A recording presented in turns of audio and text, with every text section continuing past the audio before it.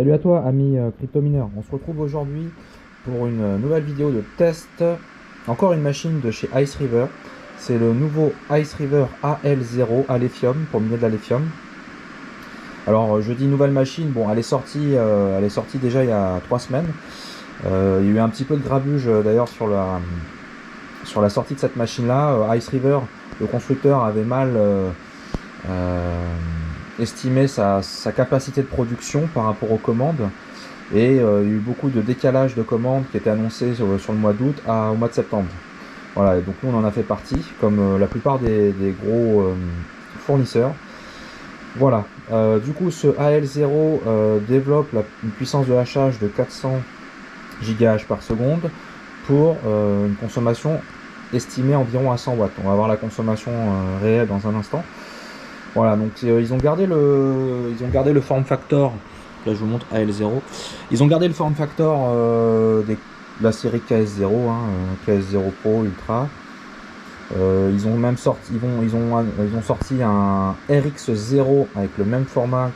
On l'aura à la fin du mois pour miner du Radiant. Voilà, donc il reste vraiment sur le même état d'esprit, faire un petit mineur qui consomme pas grand chose, facile à installer, silencieux, voilà, très bien pour la maison. Donc c'est fourni encore avec un bloc d'alimentation de 120 watts. Voilà, donc on retrouve d'un côté, là la machine est en train de tourner, je suis en train de la tester. Donc d'un côté vous avez juste le branchement de l'alimentation. Alors de l'autre, c'est du classique, vous avez encore un port USB pour brancher un ventilateur externe qui va pouvoir se fixer ici. Donc c'est un ventilateur de PC standard mais avec une sortie, un branchement USB. Donc un ventilateur en 12 cm, vous retrouvez les diodes vertes et rouges, vous avez un bouton de reset ici et un port Ethernet. Donc c'est uniquement Ethernet, pas de Wi-Fi. Voilà. Donc voilà, très simple. Il y a deux petits ventilateurs qui sont de l'autre côté qui tournent. Ice River recommande de le poser horizontalement. Moi je fais l'inverse, je les pose verticalement. Ça refroidit mieux. Mais on va parler aussi du refroidissement et comment optimiser le hachage dessus, parce qu'il y a quand même des petites particularités sur cette machine là, comme pour les KS0 Ultra. Voilà, donc voilà, Ice River se lance dans le minage aussi de la lithium. C'est leur premier mineur. C'est Goldshell qui avait commencé avec sa série ALBox. Donc ils ont fait le ALBox 1, ALBox 2. Là il y a un ALBox 2 Plus et un ALBox 2 Pro. Bitmain aussi s'est lancé avec son gros AL1 qui fait une puissance de entre 15 et 16 Tera selon le modèle. AL1, AL1 Pro. Ce qui est bien avec Ice River, c'est qu'ils ont quand même amélioré largement l'efficience par rapport au Goldshell. Donc Goldshell, le ALBox, on était pour 360 Go, à peu près comme cette machine là, mais la consommation était de 180 watts. Donc là l'efficience est quand même améliorée quasiment 2 fois. Et on obtient une efficience qui n'est pas si éloignée que ça du Bitmain. Donc voilà, ça qui est bien, c'est une machine qui est vraiment dans la course. Voilà, en termes d'efficience par rapport à ce qui se fait de mieux sur la lithium. Voilà, donc c'est des machines très fiables. Si on a comme la série KS0, c'est des machines très fiables. Ça on rentre dans leur coin, très facile à installer. On va regarder la consommation instantanée. Alors on est à 116 watts. Voilà, donc on est quand même au-dessus de ce qui est annoncé, des 100 watts. J'avais entendu parler d'environ 120 watts, donc là on est à 116 watts. Donc on frôle les 120 watts, voilà. Une consommation réelle. Voilà, en termes avant de passer à la configuration de la machine et de la rentabilité actuelle, au niveau du refroidissement et de l'optimisation du hachage de la machine, je vais en parler tout de suite, maintenant que je suis devant la machine. Il ne faut pas trop, alors c'est un peu paradoxal, mais il ne faut pas trop la refroidir. Donc je vous recommande pas forcément de base de mettre un ventilateur dessus, sauf si vous êtes vraiment dans un pays très très chaud. Pourquoi? Parce qu'en fait les puces ASIC de cette série là ont besoin d'avoir une certaine température de fonctionnement assez chaude. Et sinon, vous n'obtiendrez pas un hachage à 400 Go. La machine risque de tomber dans les 300-350. Donc moi, je vous recommande de jouer sur la vitesse des ventilateurs si vous n'arrivez pas à obtenir les 400. Là, apparemment, ils ont quand même amélioré ça par rapport au KS0. En mode automatique, ça a l'air d'aller. La machine reste, on va le voir, dans les 400. Voilà, allez, on passe à la configuration de la machine. A tout de suite.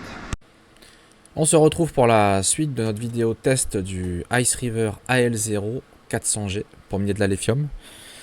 Donc, première chose à faire, c'est de récupérer l'adresse IP de la machine. Donc en 192, 168, etc. Donc pour le faire, il y a 2-3 façons de faire. Vous pouvez soit aller sur l'interface de votre box internet, box Orange, Free, etc. Normalement, dedans, vous pouvez voir toutes les machines connectées. Le nom de la machine n'apparaîtra pas forcément comme Ice River, hein, ça sera peut-être marqué Device 150. Donc cherchez un petit peu et vous trouverez. Vous pouvez sinon utiliser des logiciels comme IP Scanner. Vous l'installez, il va vous scanner, vous indiquer la même chose. Sinon, Ice River aussi, je vais vous montrer là, a fourni un tool qui permet d'ailleurs, à la base, il sert surtout pour, si vous avez une dizaine, quinzaine de petites machines comme ça, de pouvoir administrer, de gérer la configuration directement. Voilà, donc vous cliquez sur le lien en bas de la page iceriver.io, hein, c'est le vrai site, hein, vous ne faites pas avoir par les scams. Il y en a pas mal sur Ice River. Voilà, donc vous allez dans la page tutoriel et après vous allez dans Batch Processing Tool et vous téléchargez la version anglaise, hein, ça sera plus simple. Vous le dézippez, vous le lancez et il va scanner pareil toutes vos machines et vous pourrez configurer les machines voilà, directement depuis ce Batch Processing Tool. Voilà. Bon, si vous en avez un petit, vous tapez l'adresse IP de la machine. Par défaut, le login c'est admin et le mot de passe c'est 1, 2, 3, 4, 5, 6, 7, 8. Voilà. Donc là, la machine elle est déjà configurée. Donc là, on voit qu'elle hache très bien, même à 430 en temps réel et 415 sur les dernières 30 minutes. Voilà, donc c'est exactement le même dashboard Ice River habituel, hein. Ce qui est pas mal, je vais vérifier quand même, c'est quoi là, ils ont corrigé la configuration réseau, là, IP Settings, sur le KS0 Ultra, il y avait un bug sur leur firmware où il y avait, quand on lançait la machine, quand on allait dans l'interface, ça affichait Miner is offline, et puis il fallait du coup aller dans IP Settings, passer en statique, rentrer à la main toutes les adresses IP. Voilà, là j'ai pas eu à le faire, je suis resté en DHCP et il n'y a pas eu de souci. Voilà. Donc ça c'est cool. Donc je reviens sur le dashboard. Donc première chose à faire, vous allez dans Mining Settings. Vous avez la configuration de la pool de minage et de votre wallet. Donc vous rentrez une adresse de pool. Ça commence en général par stratum plus tcp l'URL de la pool le port. Ne vous trompez pas.